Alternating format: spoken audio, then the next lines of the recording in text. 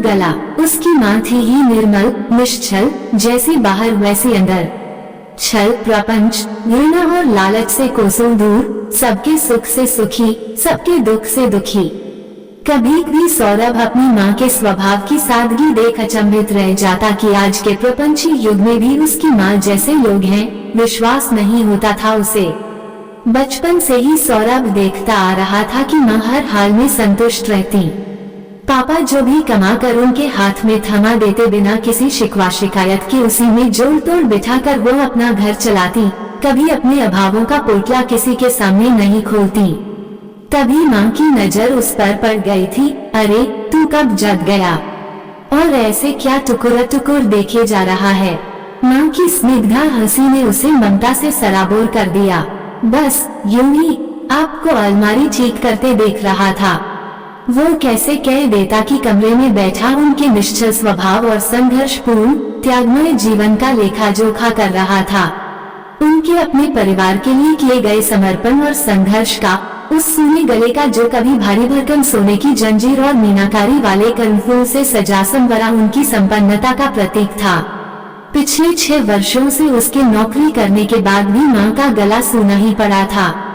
माँ को खुद महसूस हो या न हो, लेकिन जब भी उसकी नजर माँ के सूने गले पर पड़ती, मन में एक हुक सी उठती। उसे लगता जैसे उनके जीवन का सारा सूनापन उनके खाली गले और कानों पर सिमट आया हो। इतनी श्रीहीन तो वह तब भी नहीं लगती थी जब पापा की मृत्यु के बाद उनकी दुनिया ही उजड़ गई थी। सौरभ ने होश संभालने के बाद से ही माँ के गले में एक मोटी सी जंजीर और कानों में मीनाकारी वाले कर्णफूल ही देखे थे। तब माँ कितनी खुश रहती थी, हरदम हंसती गुनगुनाती। उसकी माँ का चेहरा बिना किसी सौंदर्य प्रसाधन के ही दमकता रहता था। फिर माँ की खुशियों और बेफिक्र जिंदगी पर तब पहाड़ टूटकर आ गिरा जब अचानक एक सड़क दुर्घटना में उसके पापा की मौत हो गई। इस असमय आई मुसीबत ने माँ को तो पूरी तरह तोड़ ही दिया। वो सुनी सुनी निगाहों से दीवार को देखती बेजान सी महीनों पड़ी रही। लेकिन जल्दी ही माँ अपने बच्चों के बदहवासी और सदमे से रोते सहमे चेहरे देख अपनी व्यथा दिल में ही दबा उन्हें संभालने में जुट गई थी। एक नई जिम्मेदारी के एहसास ने उन्हें फिर से जीवन की मुख्य धारा से जोड़ दिया था। पति के न रहने से एकाएक ढेरों कठिनाइयां उनके सामने आ खड़ी हुई थी। पैसों की कमी, जानकारियों का अभाव, कदम पर जिंदगी उनकी परीक्षा ले रही थी। उनका खुद का बनाया संसार उनकी ही आंखों के सामने नष्ट होने लगा था, लेकिन माँ ने धैर्य का पल्लू कसकर थामे रखा। बचपन में पिता और बाद में पति के संरक्षण में रहने के कारण माँ का कभी दुनियादारी और उसके छल प्रपंच से आमना सामना हुआ ही नहीं। अब हर कदम पर उनका सामना वैसे ही लोगों से हो रहा था। लेकिन कहते हैं न कि समय और अभाव आदमी को सब कुछ सिखा देता है। माँ भी दुनियादारी सीखने लगी थी। माँ अपने टूटते आत्मबल और अपनी सारी अंतर्वेदनाओं को अपने अंतस में छिपाए सामान्य बने रहने की कोशिश करती, लेकिन उनकी तमाम कोशिशों के बावजूद सौरभ से कुछ भी छिपा नहीं था। वही एकमात्र गवाह था माँ के कतरा कतरा टूटने और जुड़ने का। कितनी बार ही उसने देखा था माँ को रात में अपने बच्चों से छिपकर रोते, पापा को याद कर तड़पते।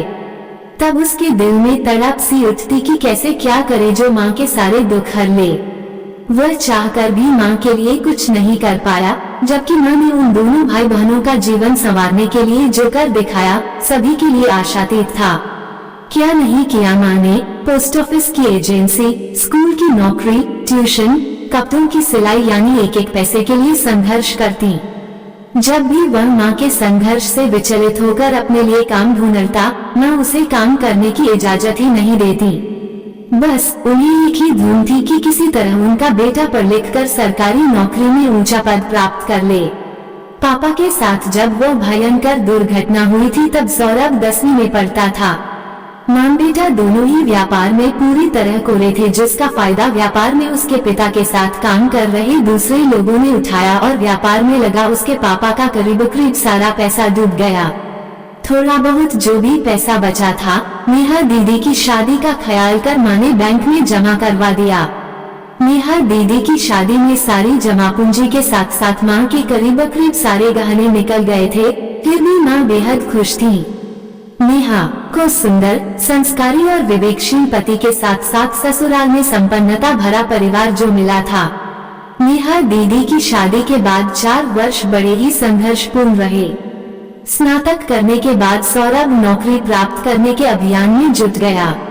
जल्दी ही उसे सफलता भी मिली। एक बैंक अधिकारी के पद पर उसकी नियुक्ति हो गई। इस दौरान जगह जगह इतने फार्म भरने पड़े कि गहनों के नाम पर मां के गले में बची एकमात्र जंजीर भी उतर गई। मां की साड़ी पर भी जगह जगह पैबंद नजर आने लगे थे।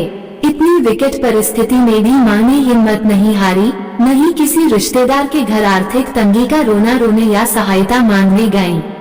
परिस्थिति ने उन्हें धरती सा सहिष्णु बना दिया था। नौकरी मिलने के बाद जब उसने पहली पगार मां को सौंपी थी तब खुशी के आंसू पोंछती मां ने उसे गले से लगा लिया था। अरे पगली मां, भला इन रुपयों का क्या करेगी? अब तो सारी जिम्मेदारियां तू ही संभाल, मैं तो बस बैठे बैठे आराम करूंगी। इसके बाद भी सौरभ हर महीने तनख्वाह का सारा पैसा लाकर मां के हाथों में देता रहा और मां पूर्ववत घर चलाती रही। शादी के लिए आए कई प्रस्तावों में से मां को निधि की सुंदरता ने इस कदर प्रभावित किया कि बिना ज्यादा खोजबीन किए वे निधि से उसकी शादी करने के लिए तैयार हो गईं। जब दहेज की बात आई तो उन्होंने शादी में किसी तरह का दहेज लेने से साफ मना कर दिया। ऐसा कर शायद वो अपने पति के उन आदर्शों को कायम रखना चाहती थीं जो उन्होंने खुद की शादी में दहेज न लेकर लोगों और समाज के सामने कायम किया था। जितना भी उनके पास पैसा था उसी से उन्होंने शादी की सारी व्यवस्था की। मां के आदर्शों और भावनाओं को समझने के बदले अमीर घर की निधि की नजरों में दहेज न लेना बेवकूफी भरी आदर्शवादिता थी। हमेशा अपनी आधुनिका मां की तुलना में वह अपनी सास के साधारण से रहन सहन को, उनका देहातीपन समझ मजाक उड़ाती रहती और जब तक अपनी जबान की कैंची से उसे कतरती रहती। ऐसे मौके पर उसका दिल चाहता कि निधि से पूछे कि सभ्यता का ये कौन सा सरागला रूप है जिसमें ससुराल के बुजुर्गों की नहीं, सिर्फ मायके के बुजुर्गों की इज्जत करना सिखाई जाती है। लेकिन वह चुप ही रहता। ऐसा नहीं था कि वह निधि से डरता था, कहीं मां पर निधि की असलियत जाहिर न हो जाए, इसी भय से भयभीत रहता था। जिंदगी के इस सुखद मोड़ पर वह नहीं चाहता था कि निधि की किसी बात से मां आहत हो और वर्षों से उनके दिल में जो बहू की तस्वीर पल रही थी वह धुंधली हो जाए। निधि समझे या न समझे वह जानता था, मां निधि को बेहद प्यार करती थी। निधि ने घर में आते ही मां के सीधे साधे स्वभाव को परख कर बड़ी होशियारी से उनके बेटे, पैसे और घर पर अपना अधिकार कर उनके अधिकारों को इस तरह सीमित कर दिया कि वह अपने ही घर में पराई बनकर रह गई थी। वो हर बार सोचता, इस महीने जरूर मां के लिए सोने की जंजीर ले आएगा, लेकिन कोई न कोई खर्च हर महीने निकल आता और वह चाह कर भी जंजीर नहीं खरीद पाता। वैसे भी शादी के बाद से घर के खर्च काफी बढ़ गए थे। अब तक साधारण ढंग से चलने वाले घर का रहन सहन काफी ऊंचे स्तर का हो गया था।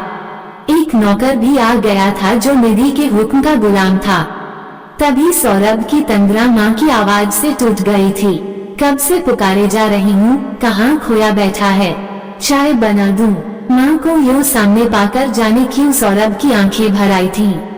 इनकार में सिर हिला, अपने आंसू छिपाता वह बाथरूम में जा घुसा था। उसी दिन ऑफिस जाने के बाद सौरभ अपनी एक फिक्स्ड डिपॉजिट तोड़कर मां के लिए एक जंजीर और मीनाकारी वाला कर्णफूल खरीद लाया था। ये सोचकर कि एक हफ्ते बाद मां के आने वाले जन्मदिन पर उन्हें देगा, उसने गहनों का डब्बा अपनी अलमारी में संभाल कर रख दिया। रात को उसने अपने इस सरप्राइज गिफ्ट की बात जैसे ही निधि को बताई, उसके तो तन बदन में आग लग गई। अब तक शब्दों पर चढ़ा मुलम्मा उतार, मां के सारे बलिदानों पर पानी फेरते हुए वो बिफर पड़ी थी। ये तुम्हें क्या सूझी है? बुढ़ापे में अब वो इतने भारी गहनों को लेकर क्या करेगी? अब तो उनके नाती पोते खिलाने के दिन है, फिर भी उनकी तो जैसे गहनों में ही जान अटकी पड़ी है। पूरा हफ्ता उस चेन को लेकर निधि के साथ उसका शीत युद्ध चलता रहा, फिर भी वह डटा रहा। अभी वह इतना गया गुजरा नहीं था कि उसकी बातों में आकर मां के प्रति अपने प्यार और फर्ज को भूल जाता। एक सप्ताह बाद जब मां का जन्मदिन आया, सुबह सुबह मां को जन्मदिन की मुबारकबाद देकर उसने जतन से पैक किया गया गहनों का डब्बा उनके हाथों में थमा दिया था। अरे बेटा, यह क्या ले आया तू? अब क्या मेरी उम्र है उपहार लेने की। अच्छा देखूं तो मेरे लिए तू क्या ले आया है। डब्बा खोलते ही माँ जड़ सी हो गई थी। जाने कब तक किंकर्तव्य विमूढ़ हो यूं ही खड़ी रहती अगर सौरभ उन्हें गहनों को पहनने की याद नहीं दिलाता। सौरभ की आवाज में जाने कैसी कशिश थी कि जंजीर पहनते पहनते उनकी आंखें छलछला आई थीं। फिर कुछ सोच सौरभ का गाल थपथपा कर निधि को बुलाने लगी। कमरे में कदम रखते ही निधि की नजर माँ के गले में पड़ी जंजीर पर गई, जिसे देखते ही चोट खाई नागिन सी उसकी आंखों से लपट सी उठी थी, जो सौरभ से छिपी नहीं रही पर उसकी सीधी सादी माँ को उसका आभास तक नहीं हुआ। तभी अपने गले से जंजीर निकालकर निधि के गले में डालते हुए माँ बोली, बहू इसे तुम मेरी तरफ से रख लो। जाने कितने अरमान थे मेरे दिल में अपनी बहू के लिए। जब सौरभ छोटा था तभी से अपने कितने ही गहने तुम्हारे नाम रख छोड़े थे। सोचती थी एक ही तो बहू होगी मेरी, सजा दूंगी गहनों से, लेकिन परिस्थितियां ऐसी पलटी कि सारे अरमान दिल में ही दफन हो गए। सौरभ अभी कुछ बोलना चाह ही रहा था कि माँ जाने कैसे समझ गई। न तू कुछ नहीं बोलेगा, यह मेरे और बहू के बीच की बातें हैं। वैसे भी इस उम्र में मैं गहनों का क्या करूंगी।